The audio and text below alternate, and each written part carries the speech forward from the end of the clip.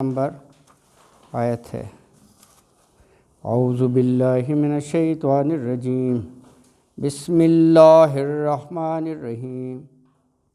ذالک بأنہم استحبوا الحیاۃ الدنیا علی الآخرہ وأن اللہ لا یہدی القوم الکافرین۔ اولئک الذین طبع اللہ علی قلوبہم وسمعہم وابصارہم واولئک ھم الغافلون۔ لا جرم انہم فی الآخرۃ ھم الخاسرون۔ ثم ان ربک للذین ہاجروا من بعد ما فتنوا ثم جاہدوا وصبروا ان ربک من بعدها لغفور رحیم۔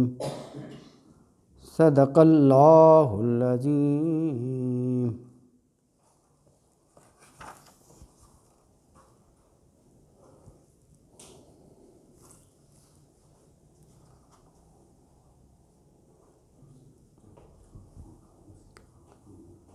آیت نمبر 107 ہے۔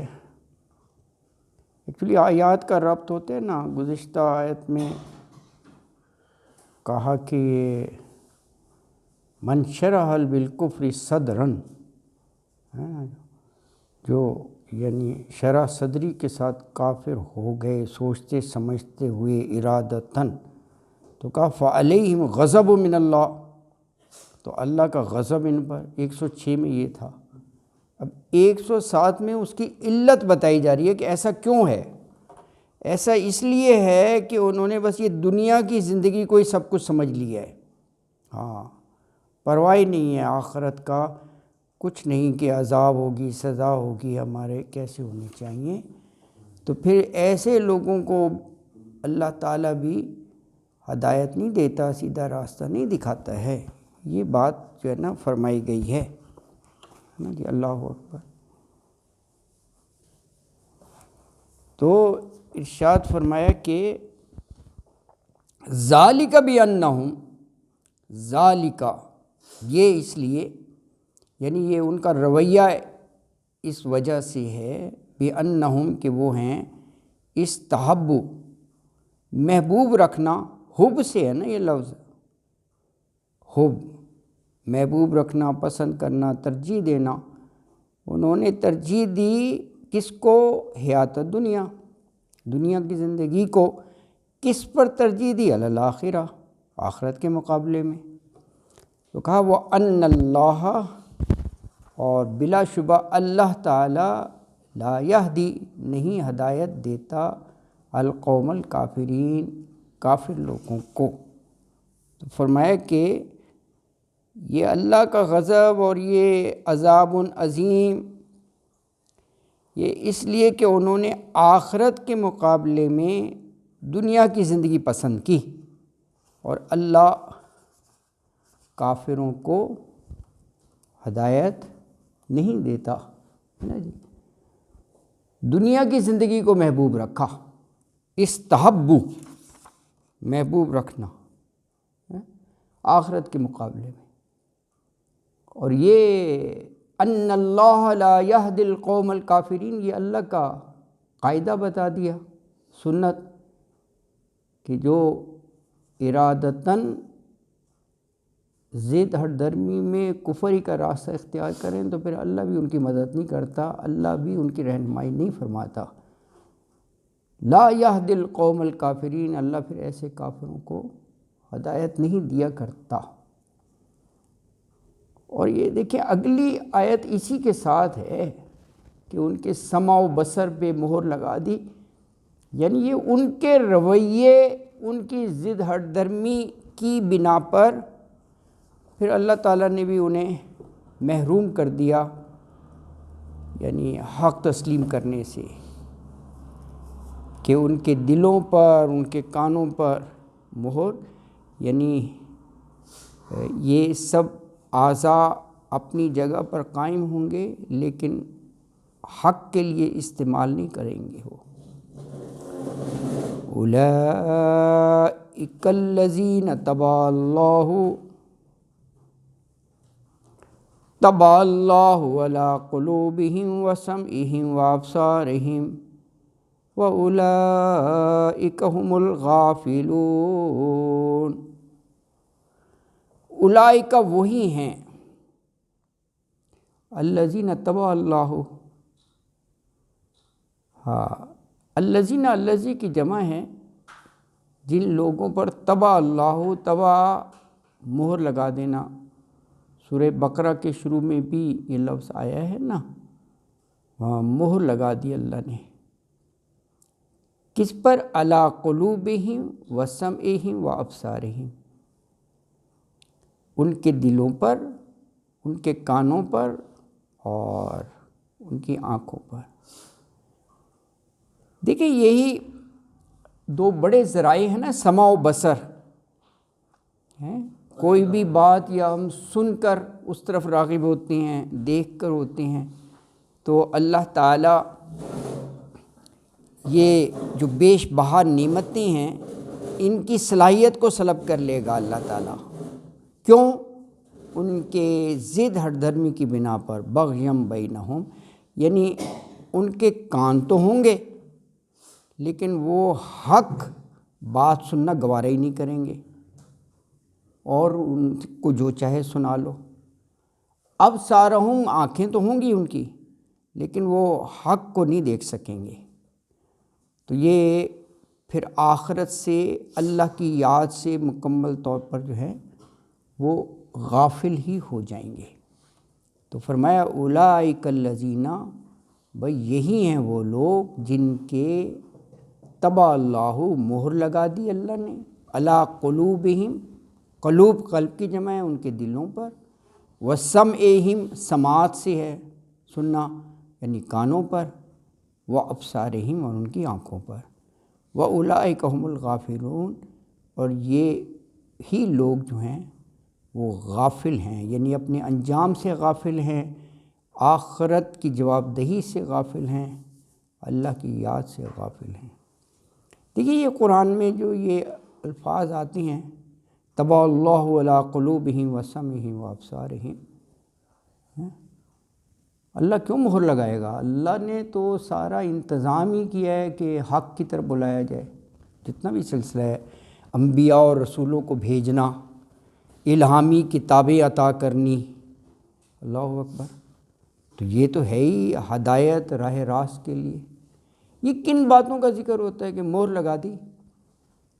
جو حق واضح ہو جانے کے بعد، یعنی تمام حجت مکمل ہو گئی لیکن وہ بغیم بینہم، ضد ہٹ دھرمی پر ہے، نہیں ماننا، اور ان کو مہلت دی جاتی ہے، ان کو سمجھایا جاتا ہے کہ یہ ضد کا جو ہے نا بڑے ڈراسٹک کنسیکوینسز ہوں گے، اس کے باوجود وہ نہیں مانتے، پھر اللہ تعالیٰ بھی ان کو پھر بھٹکنے دیتے ہیں اور یہ ان سے صلاحیت ہی سلب کر لیتے ہیں کہ تم حق کی طرف آؤ۔ سر جی ضرور ضرور، پلیز شیئر کیجیے گا، جزاک اللہ۔ یہ لوگ دنیاوی زندگی یا مٹیریل میں اتنا رچ بس جاتے ہیں، ان کو کوئی چیز اور نظر نہیں آتی، اور نہ ہی ان کی آنکھیں دیکھتی ہیں، نہ ان کا دماغ دیکھتا ہے، نہ ان کا سنتے ہیں، جی تو انہوں نے کہا کہ یہ ایک ہوتی ہے نا ورچر، اس کی طرح ہے کہ جو اوپر جاتی ہے بہت بلندی پر، تو 50 کلومیٹر کے ریڈیس کو دیکھ سکتی ہے کہ کہاں کوئی مردار پڑا ہوا ہے جانور، اچھا، وہ اسی کے اوپر آئے گی، کسی اچھی چیز پر نہیں آئے گی۔ اللہ اکبر، ہاں دیکھو یار یہ واقعی کتنی بڑی مثال ہے کہ بس ان کا بھی یہی ہے کہ ذاتی مفادات بس اسی پر یہ لپکتے ہیں، ان کے لیے کوئی کرائیٹیریا نہیں ہے، جائز ناجائز، حلال حرام، بس وہ کہتے ہیں سب کچھ یہی ہے کہ مال آنا چاہیے بائی ہوک اور کروک، ہیں استحبو کہا ہے نا کہ ان کا اوڑھنا بچھونا بس یہی ہے۔ ایسے ملیں گے آپ کو لوگ نا، دنیا محبوب نا، تو ہاں وہی میں نے کہا، حالانکہ جائز اور اچھے طریقے سے کمانے میں کوئی حرج نہیں ہے، ہاں پریورٹیز چینج ہو جاتی ہے. اصل چیز یہ ہے, ورنہ دنیا کمانے سے منع نہیں کیا, اسلام نہیں ہے یار. اتنے یعنی دولت مند لوگ رہے ہیں اسلام میں بھی, لیکن وہ انسانوں کا بھی حق ادا کرتے تھے اور اللہ کے بھی حقوق ادا کرتے تھے, پوری عبادات, اور وہ بڑے عاجز اور انکسار تھے بہت. تو یہ ہے, لیکن یہ انہی لوگوں کا ذکر ہے استحبو, جو بس مست مگن ہو جاتے ہیں. اللہ اکبر. تو ظاہر ہے وہ جب پریورٹیز کی بات ہے, جب پریورٹی ہی یہ بن گئی تو پھر وہ ایکشنز بھی اسی کے مطابق ہوں گے. تھاٹس جو ہے نا, thoughts they control your action. پہلے تو تھاٹس یہ نا خیالات, نظریہ, آپ کی سوچ, اسی کے مطابق پھر انسان ایکشن کرتا ہے. تو یہ سوچ کا صحیح ہونا, جیسے انہوں نے بتایا پریورٹی بھی تو آپ کی سوچ سے بنے گی نا, آدمی دیکھے. تو یہ بڑی کمپنی سے ڈیولپ ہوتی ہے نا, جس طرح کی کمپنی جو دیکھیں گے وہی سوچیں گے. ہاں یہ بھی ہے, ہاں یہ پورا ایک وہ ہے, ہاں باقاعدہ ایک وہ ہے. تو اسی لیے کہا کہ صالحین اور ابرار کے ساتھ جو ہے نا اپنی کمپنی رکھو. یہ کہا گیا ہے, ہاں کمپنی میٹرز نا, تو اچھے لوگوں کو کرو. بالکل, اللہ اکبر ہے نا جی. ہاں تو یہ پلیٹ فارم جو ہے درس قرآن تو بہت جگہ مل جائیں گے. یہ اس لحاظ سے بلیسنگ ہے کہ لائک مائنڈڈ پیپل, ظاہر ہے اللہ کا کلام پڑھنے ہی آئے ہیں نا, تو ورنہ تو وہ فلور از اوپن, جو چاہے کرو, جہاں چاہے جاؤ. اور ہاں, اور اس میں دیکھیں یہی چارم ہے. ویسے آن لائن بہت کہتے ہیں, آن لائن میں وہ چیز نہیں ہوتی جو ہے نا انٹریکشنز, ایک دوسرے سے ملنا. آپ آ رہے ہیں صبح ایک خاص مقصد کے لیے ایک جگہ اکٹھے ہو رہے ہیں, پڑھ رہے ہیں, یہ ایک اپنا چارم ہے. آن لائن کا یہ تو بس وہ کووڈ میں چل پڑا تو وہ لوگوں نے شروع کر دیا آن لائن. ہاں on line. I have the experience, literally میں آپ کو بتا رہا ہوں کہ کیونکہ وہ اتنا ارلی شوق پہ کہتے تھے آن لائن, تو خراٹے کی آوازیں آتی تھی.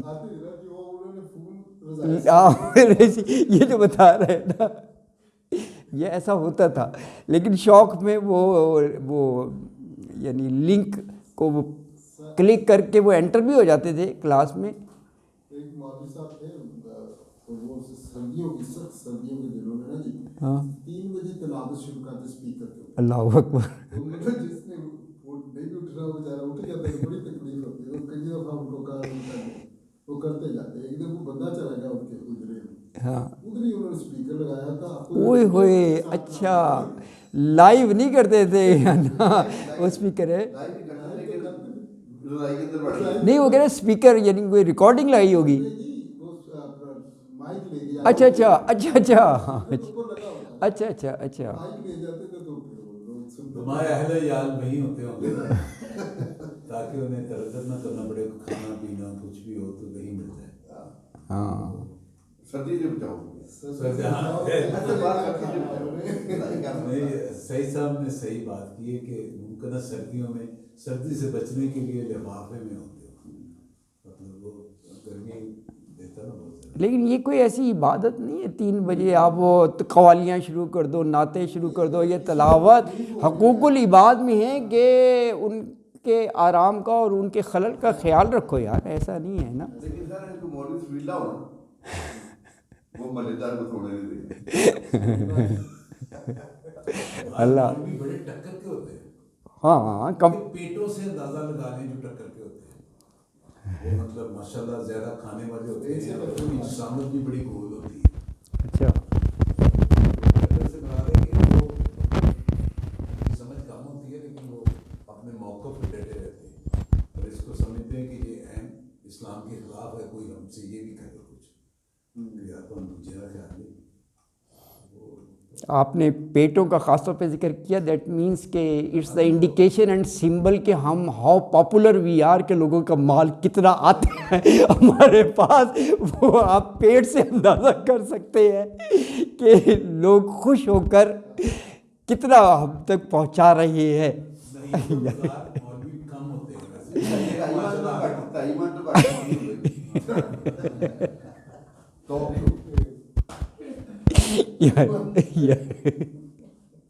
اللہ تعالیٰ رحم فرمائے یار، اللہ تعالیٰ رحم فرمائے۔ اچھا جی، پیٹ میں رسول کریم صلی اللہ علیہ وسلم کے میں کو اچھے خیالات نہیں تھے کہ اتنا موٹا پیٹ نہیں ہونا چاہیے، ہاں نہیں ہونا چاہیے، انہوں نے کسی کی توت کے متعلق بھی بات شیئر کی تھی کہ اس کو نہیں اوبویسلی نہیں ہونا چاہیے ویسے، ہاں خیال کرنا چاہیے۔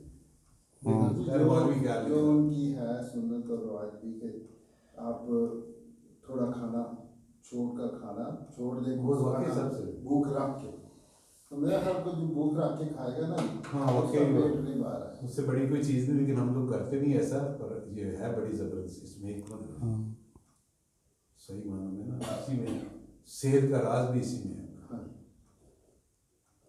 وہ کوئی کیسے کلپ آیا نا کہ وہ پولیس کا پریڈ ہوتی ہے تو لائن میں کھڑے ہوئے وہ آئی جی ہاتھ میں اسٹک ایسی لائن میں کھڑے ہوئے تھے، تو بہت پیٹ تھا اسٹک مار کر کہ یہ 1 مہینے کے اندر ہونا چاہیے۔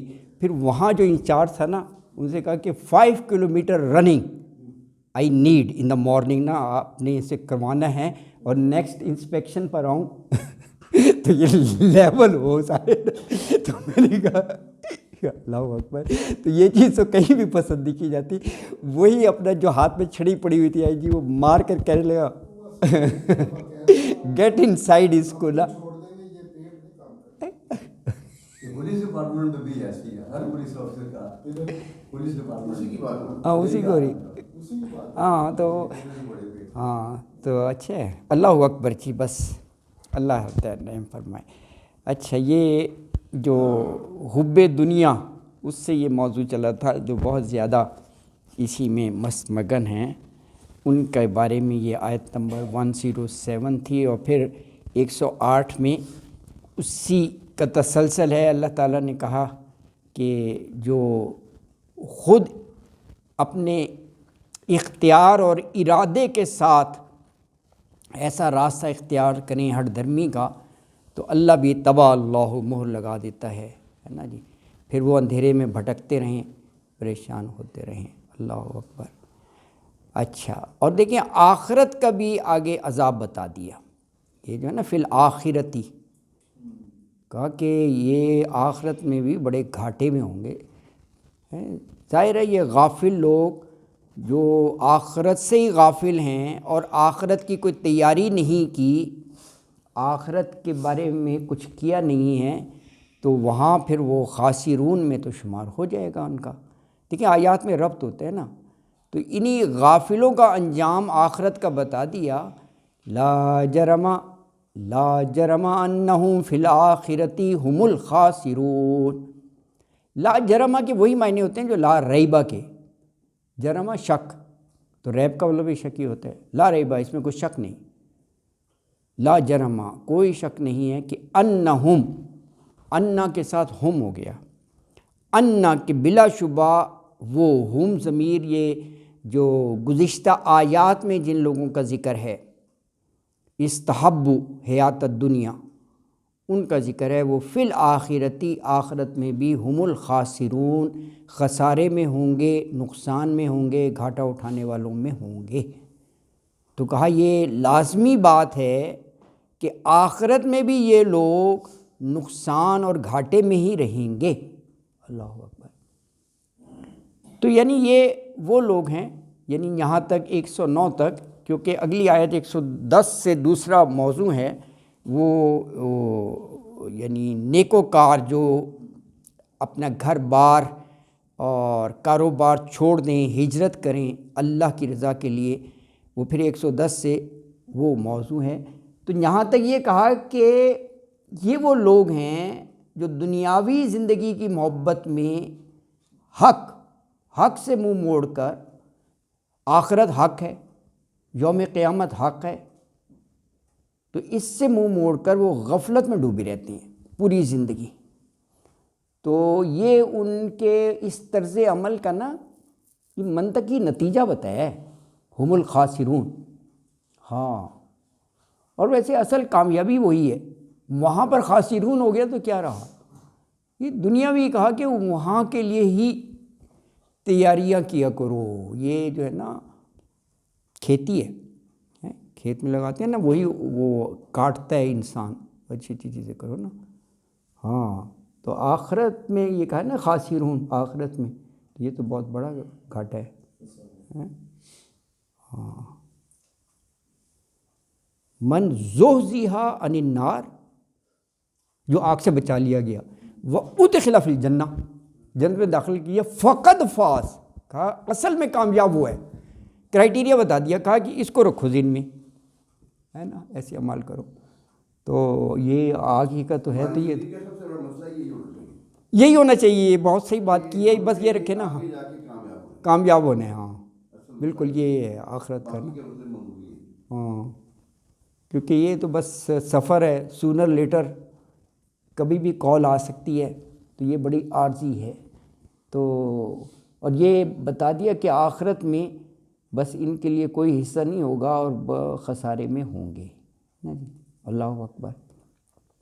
اچھا اگلی آیت مبارکہ میں جن پر یہ آزمائشیں ڈالی گئیں، ان کو اذیتیں دی گئیں اور ان کو گھر بار چھوڑنے پر مجبور کر دیا گیا، ما فتنو، آزمائش میں ڈالا اور ان کو کیا، تو ان کے بارے میں یہ آیت مبارکہ ہے نا جی.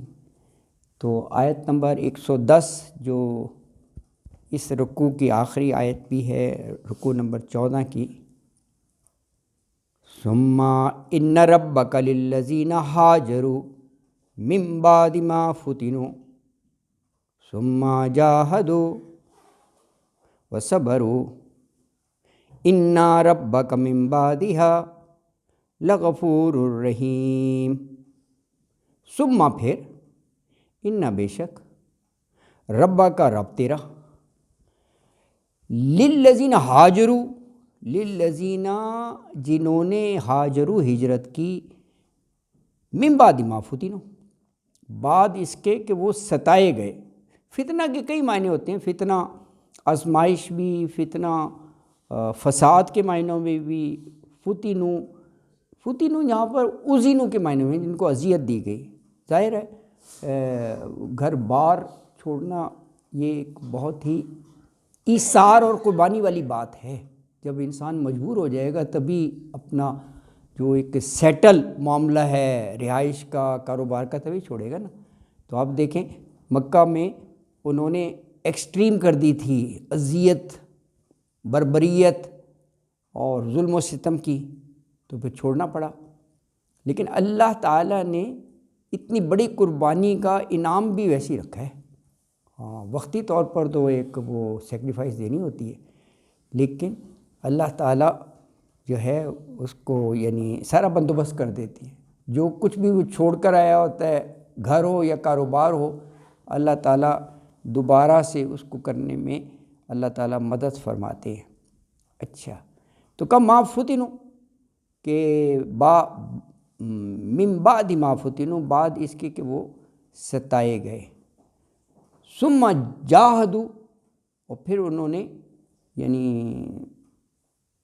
جاہدوا بڑا ایک وہ ہے براڈ ٹرم، لیکن یہ اس معنوں میں بھی ہے ہجرت چھوڑ چھاڑ کر سب کچھ آ گئے، اب تو کچھ بھی نہیں ہے پلے. جوہد سے بھی ہے نا لفظ، یہ نہیں ہے کہ صرف انہوں نے تلواریں نکال لی نا. ہاں جد و جہد، اسٹرگل، ایفرٹس. تو اللہ سے مدد مانگتا رہے اور دوبارہ سے ایفرٹس اور اسٹرگل جاری کر دے، اللہ پھر اسٹیبلش کر دے گا. اور ایکسٹریم جو اس کا وہ سٹیپ ہے وہ قتال بالسیف، تلواروں کے ساتھ، وہ لیکن یہ ایک بڑا وہ ہے براڈر ٹرم. اچھا اور وہ صبر، دیکھو صبر ہی کیا نا، اتنی اذیتیں دی، 13 سال بڑا لمبا عرصہ ہوتا ہے، تو صبر ہی ہے نا، صبر ہی ہے. صبر اس کے بعد ہی ہجرت کی نا. ان ربک من بعدہا، ان بے شک ربک تیرا رب، من بعدہا اس کے بعد، لغفور الرحیم بہت ہی بخشنے والا ہے اور بڑا ہی رحم کرنے والا ہے. اللہ اکبر. تو یہ آیت میں فرمایا کہ جن لوگوں نے آزمائشوں میں پڑنے کے بعد اللہ کی راہ میں ہجرت کی، ہاجرو، جد و جہد کی، ثابت قدم رہے، صبر سے کام لیا، تو یہ ان کے سارے اچھے اعمال ہیں، ان کی بدولت اللہ تعالیٰ انہیں ان کے گناہوں کو بھی معاف کرے گا، لغفور اور رحیم، ان پر مہربانی بھی فرمائے گا، اللہ تعالیٰ رحم کرے گا ان پر، کیونکہ انہوں نے اتنی تکالیف اٹھائیں، اللہ کے دین کے لیے ثابت قدم رہے، صبر کیا، اور تو اس کے بعد انہوں نے گھر بار بھی اپنا چھوڑ دیا۔